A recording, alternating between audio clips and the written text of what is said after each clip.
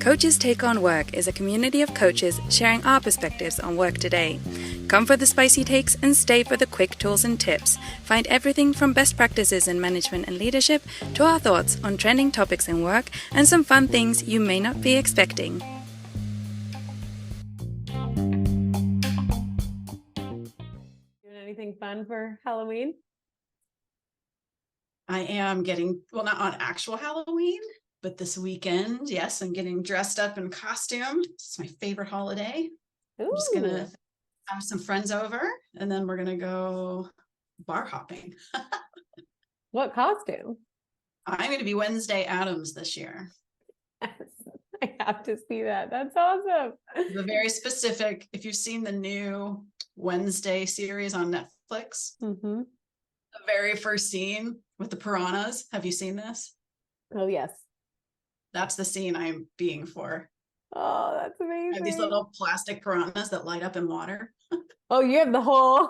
Why the whole thing? I have the little piranhas. I have the thing hand. I've got it all. I'm ready. Yes. Did you make any of this or did you buy it? No. Okay. I was All gonna be very impressed. No. So I am making my costume, but my son is a garbage truck and I am a trash bag. And the best part is I'm going to an adult only party Saturday night. And my husband will be attending as a trash can and I will be attending as a trash bag without our garbage truck. That is hilarious. That I want to see. Yeah. You better get. I mean, it's gonna kind of, I'm wearing all black, what's new, and I'm putting a trash bag on. So it's like not Simple, but effective. yes, or confusing without my garbage truck. I'm not sure. Well, you'll have he's what, the trash collector, the trash guy? Did you say? Oh, he's a trash can. He's wearing a can. Oh, he's the trash can. Yes. No. Our son is both the trash man and the garbage truck. The garbage truck. Got it. We are his props. So we're like the piranha and the hand, right? But you're Are the dogs part of that too? No, ours are not friendly walkers there, so we don't bring them out. But that would have been great if we had a whole family affair. Yeah, that would have been cute. It's still gonna be cute. Nice. Well, has nothing to do with Halloween, so there is no good segue, but some fun chit chat for y'all in the beginning, and I'll just dive right in. Welcome everyone to Coaches Take on Work. That's the best transition I got. Today, I'm so excited to be joined with a good colleague and friend, Dr. Dawn DeFrancesco. Thank you, Dawn, for joining us today. I'm excited to be here. Good. I'll start with a little intro. I had to bring on Dawn today because today we are talking about a topic so close to both of us, but Dawn really being the expert here. And we're discussing coaching, specifically how you can practice coaching if you are a leader or people manager. And the reason we're talking about this today is that coaching has become almost synonymous with leading or managing, when in reality, there are a core set of very specific competencies or behaviors that you would need to be practicing actively if you were coaching. So we're going to walk through those today so you have an idea. If you lead, if you manage, wonderful. If you also aspire to coach, and we'll be walking through how to really do that and how to sort of check yourself if you're using the verb coach. Are you practicing the things we'll be discussing? And Dawn, who I'll say Dr. Dawn for your bio, is here both because she wanted to join me, but also because of her expertise. So she is an International Coaching Federation professional certified coach with a certification in team coaching as well. She's also certified as an ICF PCC marker and ACC bars assessor, meaning she not only can display the competencies, but she can teach them, mentor in them, and assess in them. She is a mentor coach for both ICF, ACC, and PCC level coaches, the director of coaching education at the Pacific College of Health and Science, and the CEO of Trio Coaching Academy. Then in addition to her coaching certification, don't roll your eyes, I'm doing your whole bio. She also has experience internally as both a manager and a leader and training managers and leaders. So Dr. Dawn is her PhD in training and performance improvement and over 20 years of experience in developing and implementing learning and performance improvement solutions in a variety of industries and organizations. So if you can stomach me doing it all at once, Dawn, thank you so much for joining me today. Thank you. You could have really summed that up as coaching competency nerd. Yes. So I brought on my in-house coaching competency nerd to talk with you all. Thank you. Yes. Let's kick it off strong. What is coaching? Yeah, at a very basic level, it's a conversation, right? It's a partnership between coach and client, we'll say, or whoever the person is you're talking to, but really a conversation based in thought-provoking questions with the intent of helping somebody really discover more about themselves, who they are, what they want, what's important about what they want, and then coming up with some action steps, right? Of how are they going to actually achieve what they want. So it's all based in these conversations from questions. And I think a premise sounds beautiful and maybe like something you're already doing. So if you can pair it for us, Dawn, how does coaching differ from other roles that managers or leaders may be playing? Yeah, I think this is a really good question and a point to make. When you think about a manager or a leader in all of those different roles, sometimes you need to be a mentor, right? Sometimes you need to teach somebody something. Sometimes you need to be the manager. Things need to get done. You need to drive strategy. You need to drive projects. Sometimes you do need to fill a role of coach when you're thinking about developing your team, right? How do you help your team develop themselves? How do you create something we'll probably get into today? But when I think about coaching, I think about sort of the secret sauce behind that is the words autonomy and self-determination. And so when you're, as a leader, thinking about, does my team member have autonomy, right? What do they have control over? Are they making choices? And do they feel the motivation, the self-determination to get things done and to improve? So I think those are the coaching moments that we'll talk about, but really understanding what role you need to play as a manager at what time. Yep. I love that. And even if we think about, I always love just going back to the raw definition of leader influencing others towards common goals, or manager, functionally leading projects or teams in a common direction. Those can be directly against what a coach's role is. And if you remember back to Dawn's definition, the coach is there focused on the intended goals of their coachee, right? Not focused on the intended goals of the organization, nor focused on the intended goals of the project or outcome. So it is spicy ground to play on, really thinking about what are my intentions in this conversation? Am I here to create a space for my team member to grow? Am I here to create a space to help them achieve their goals? And if in that case I am, maybe I can act in the role of a coach. First, am I here to represent the organization that employs me? Am I here to lead towards company goals and initiatives? Am I here to manage in a functional direction of something? Right. And so just being very aware of what hat you're wearing and why, and none of those three hats are wrong or better than any of the others. Right. That's the other piece. When it's time to manage. When it's time to lead. And when it's time to coach. Exactly. So let's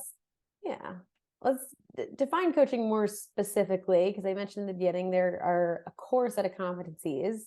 So Dawn, you can nerd out. What are those? My favorite topic, one of my favorite topics. Yeah, we're actually talking about one of those right now.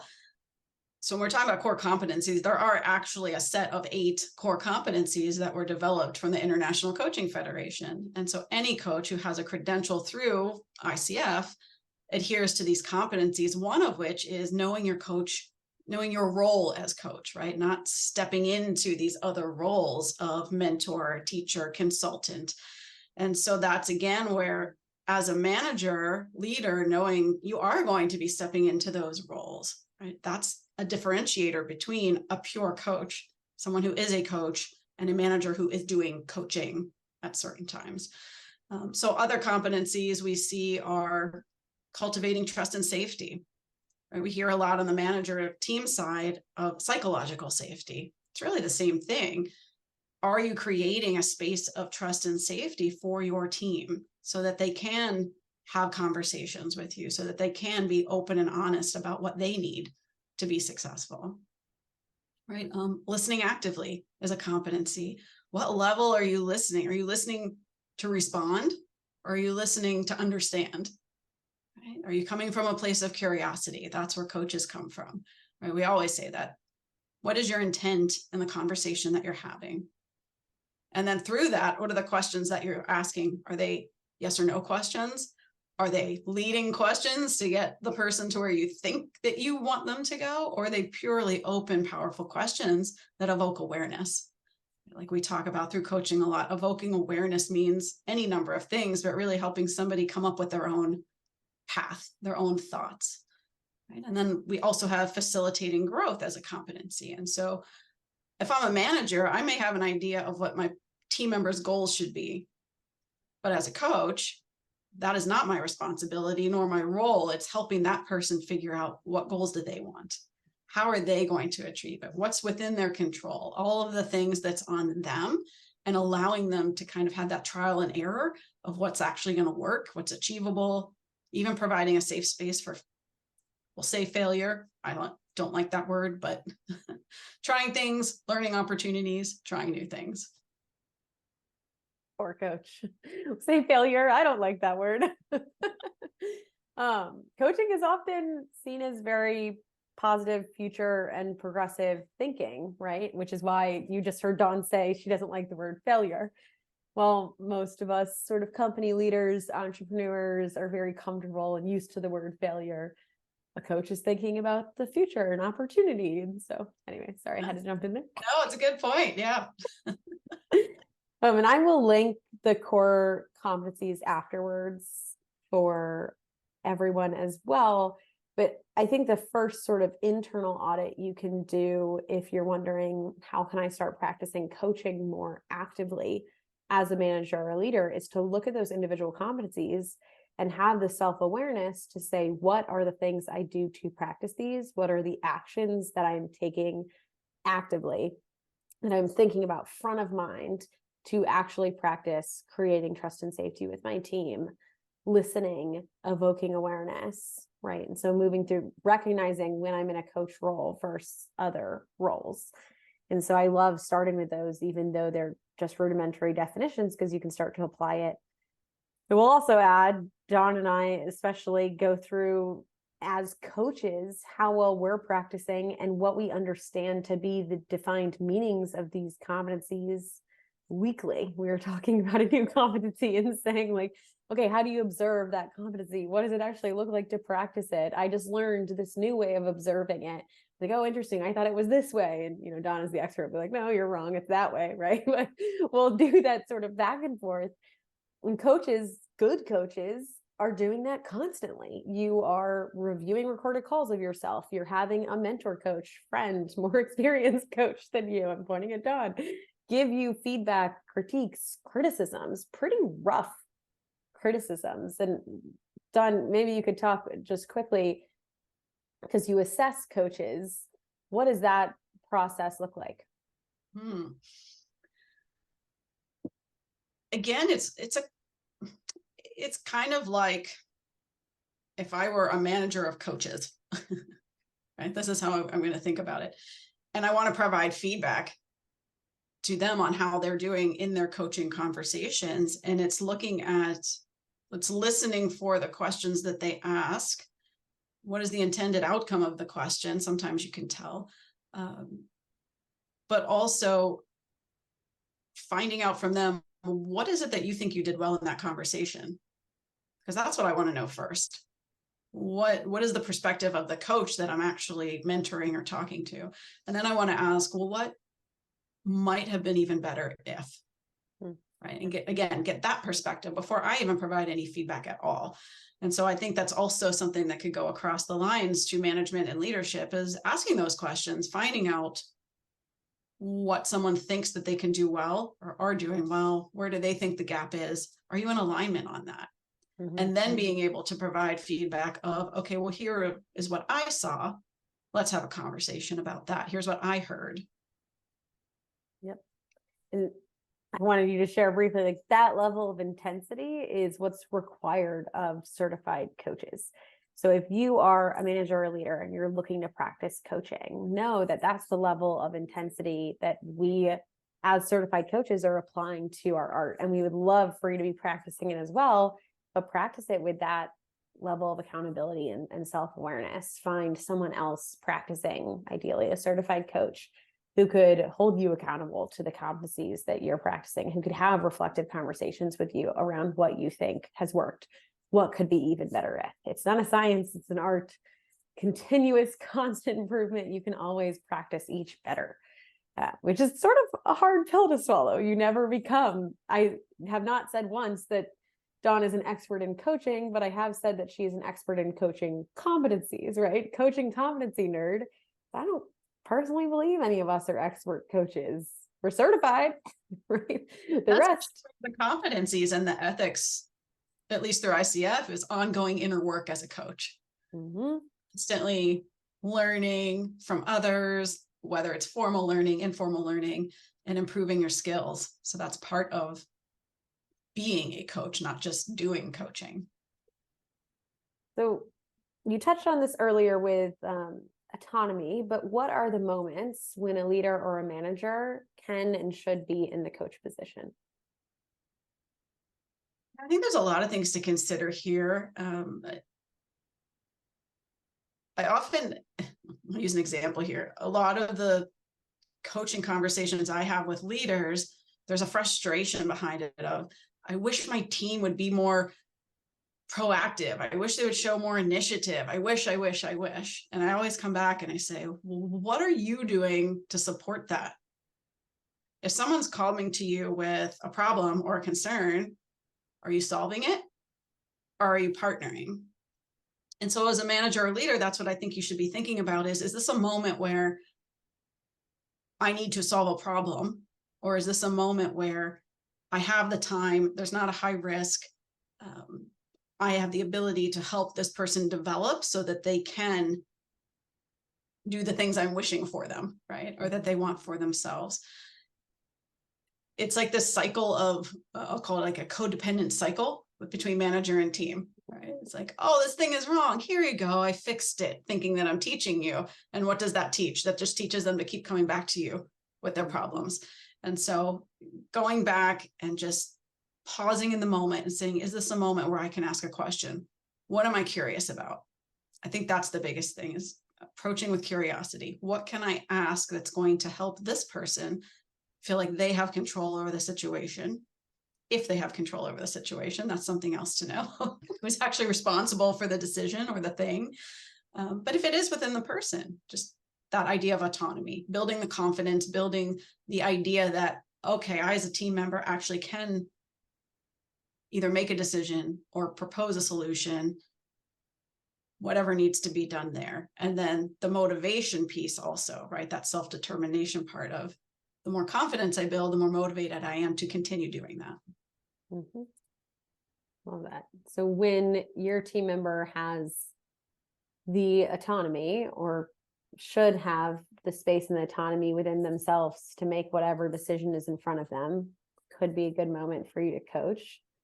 And when you are trying to inspire and or they are motivated to come to that decision on their own, a good moment to coach. Slightly different way of saying it, but same outcome, is when they're skilled enough, when they really should be able to do it on their own. And then the other I like to add, when they're bought into the intended outcome. So whatever the overarching goal is, they're aware of that. So if the goal is they start leading the team more, they're bought into that. Don't start coaching someone towards leading their team more if they don't have a desire for leadership, right? Like, I actually don't want to be a leader. I love being a high contributing individual. Why are we doing this? Similarly, I'm coaching someone to help them develop as a people manager, and they don't really want to be a people manager. And you have to create the trust and safety for them to tell you that, because maybe they don't know for themselves yet, right? So yeah, thank you. So these are moments when maybe coach or don't coach towards the end. What is, and there's plenty of options for this, so you're welcome to give us a few, but what are some first steps? I'm a leader, I'm listening to this, I may be recognizing I have some more opportunity to step into that coach position, to start practicing those coaching competencies. What are some of the first things you recommend they do? I would say, think about, this kind of goes back to what I just said, think about how you typically respond when your team members come to you for something. Like, just think back, and are you the problem solver? If so, then the first step is, okay, take a step back from giving the answer, right? Pause. It's always the pause. Take a pause. Think about, what can I ask in this moment that's going to either provide more clarity or help this person find the answer, versus me just that knee-jerk reaction of, oh, I know the answer. Let me help you. And so I think that's one way. I think also just thinking through the moment that it's appropriate for you to be a coach. Really thinking through situations of saying, okay, if this happens, I think this is a moment where I would like to be in more of a coach role, and really understanding what those different roles are that we talked about earlier. Mm-hmm. Yep. I'm going to add just one more to that list. I love am I problem solving? Pause. Can I ask the question, when should I be a coach? I would love just pause more before you react. Pauses are powerful. Yeah, that's awesome. I'm going to add trust and safety, and I'll give what I think is very attainable, teeny baby step version of this, which is give trust first. So instead of just expecting or trying to create desperately a trusting environment, show vulnerability, create that loop, start from yourself. And my favorite easy way to do it is when someone asks you how you are, answer honestly. And you obviously, as a manager or a leader, have a lot of work that's confidential that you can't share, right? You just came out of a tough leadership meeting, etc. Sure. I'm not saying share things that you shouldn't be sharing. Just be honest. Talk about how you're feeling, what's going on in your head, where you are today. They ask how you're doing, answer that question honestly. And I know a lot of leaders ask their team questions, and maybe pretty tough, thought-provoking questions or icebreakers, and they're trying to get it going. Answer it first. So whatever that question is that you're asking, don't ask it and sit there in silence. Ask it, answer it first, then encourage the rest of them to answer. Even, what are your priorities this week? I want you to give your priorities first. So that's my little trust and safety one. I think it's kind of attainable to do. I like that one. Yeah. Because so often we just say, hey, how's it going? Good. Just move on. No, don't do the American thing. How you doing? Good? You? Good? Okay. That is not how you answer how you doing. So I did pick out 2 coaching competencies that I think, once you've committed to everything we've already discussed, are good to begin practicing. So the first, how can leaders, would you say, best partner with their team members? What comes to my mind is really taking the time to understand your team member. What is their working style? What is their communication style? Do they like recognition? How do they like to provide feedback? How do they like to receive feedback? There's all of these individual things that, yes, take time, but if you understand that, you can adjust your approach and better know when to be in the manager role versus the coach role versus any other role. Kind of like Chelsea was saying earlier, you were saying about, we're building these people up to be people managers when they might not want to be, and we don't know that. We're going off of our experience, what we perceive and what we think is best for them, but really just get to know your team member. That's the best way to partner with them. Ask the questions. How is the best way to insert whatever it is you're trying to partner with? Yeah. It sounds simple, but I think it's so rarely done. Mm-hmm. I love that. I want to call out, Dawn's talking about getting to know your team members, but she's not talking about any personal details. Mm-hmm. I think often we jump into that, and not that that's not important, and it will be of different levels of importance to different people, but getting to know your team members, when I'm discussing it, I don't care what their family life is. I don't even care where they live. I care the things that are important to them that they want to share with you, especially around what sets them up for success in work. And maybe that does involve where they live and their commute and their family and et cetera. Maybe for them it doesn't, and that's private. And they want to think about, okay, what's your communication style? How do you like to receive feedback? What does it look like to set expectations? So thank you for sharing it that way. And you'll know anything she shared was not personal details necessarily. Extra piece I would add, if you take what Dawn just shared and try to apply it, don't just say, well, how do you like to receive feedback? Sort of an unfair question to ask. If you can't answer it offhand, they can't either, right? So if I say like, Dawn, how do you prefer to receive feedback? She may pause for a moment. Totally fair. That's kind of like a big question. So either asking them written ahead of time, sharing your preferences first, and or asking smaller, easier, more attainable questions. Similarly, like I always say for leaders, don't ask your team members what their career goals are outright. Do you want to answer that? Like, I don't know, that's overwhelming. Leave me alone, right? Ask something else. What do you enjoy about work? Why'd you start working here? What excites you most about your job? What motivates you throughout the day? What motivates you throughout the week? Right? Do smaller prep questions before you ask some giant, what's your goal in 5 years? Woof. Like, what are you, my mom? Like, leave me alone, you know? So some people now will be able to answer those directly. I'm not saying everyone won't, but I think it's unfair to assume they should. Love that. Get to know your team. Okay, so that's how to best partner. Start there. Kind of an easy step, I hope. Now, maybe a harder step. How can leaders best evoke awareness? I think this goes back to, I've already said it, listening with the intent to understand versus listening to respond. Because if you listen with the intent of understanding, you're asking questions, you're responding with questions, whether those questions are about a thing, what is the thing, who is the person, we already talked about importance, but really thinking about understanding why somebody is approaching a problem in the way that they're approaching it. And I don't mean why from like a accusatory kind of way, as Chelsea knows, right? But what's important about the way that they did that? How is their thought process? Is it something that you thought about or not? What's the gap? How can you collaborate? But it's all about coming from a place of curiosity and understanding. I think for me, that's the best way to evoke awareness, because it leads to those questions, those open-ended, what we in coaching call powerful questions.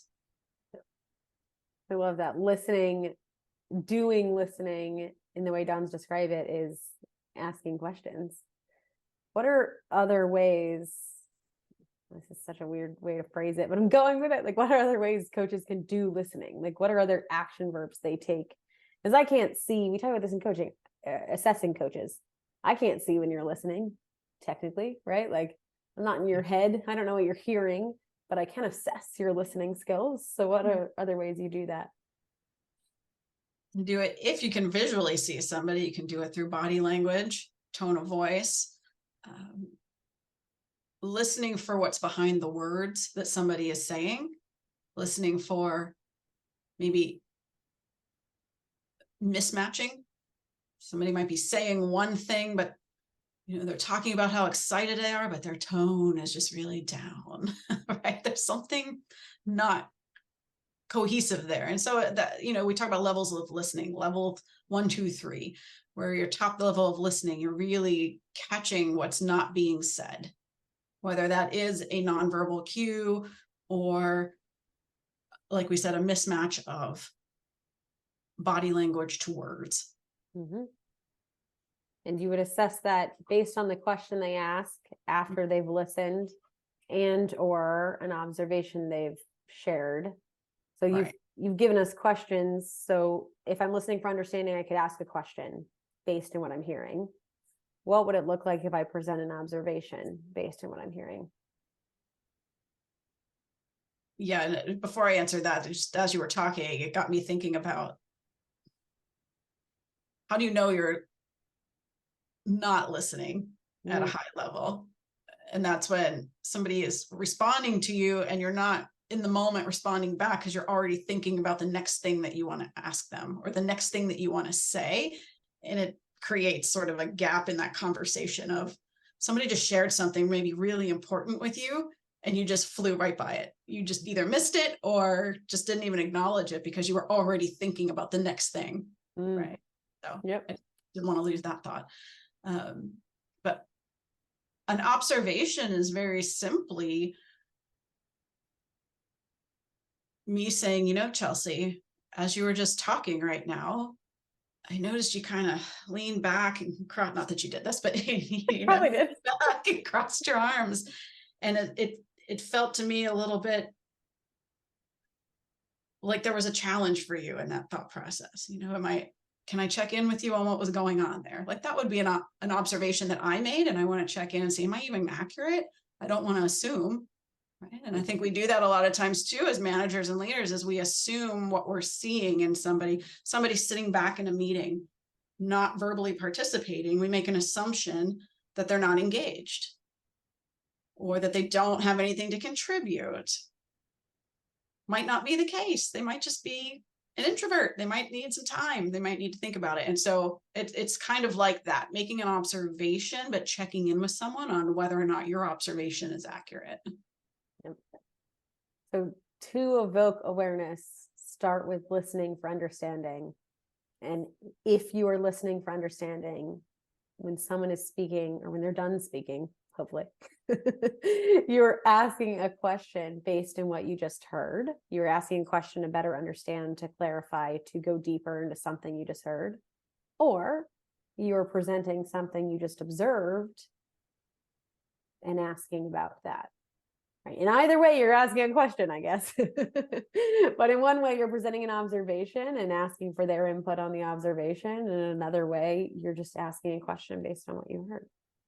I summarize that well? I'm getting tested. Yeah. Okay. Yeah, it's funny. It made me think, for any leader who thinks that they are a coach, try to go an entire day by responding to people with only questions. And then let us know how that goes for you. Yeah. I'll put Dawn's email in the show notes and you can know. You can yell at her later. No. I say that because it's a challenge, right? It can be very challenging to be in that way. And again, I don't think a leader should be doing that, but. No, I mean, even in the leadership role, it could be a fun challenge, even if you're not wearing a coach role. So I like that. Well, I want you all to actually take on Dawn's challenge. See if you can go a whole day asking questions. But Dawn, anything else you want to make sure that people take away from this? Just one, if they could take away one thing. I'm distilling all of your beautiful certifications and years of training into one takeaway. What would that be? Pause and be curious. If you truly want to be a coach, or not be a coach, but embody what it is to be a coach, pause and be curious. I must always have something to add, but I'm not adding anything. Let's say pause and be curious is our final thing. That's perfect. Well, thank you everyone for listening. If you're listening actively, I hope your takeaway is pause and be curious. We'll see you next time.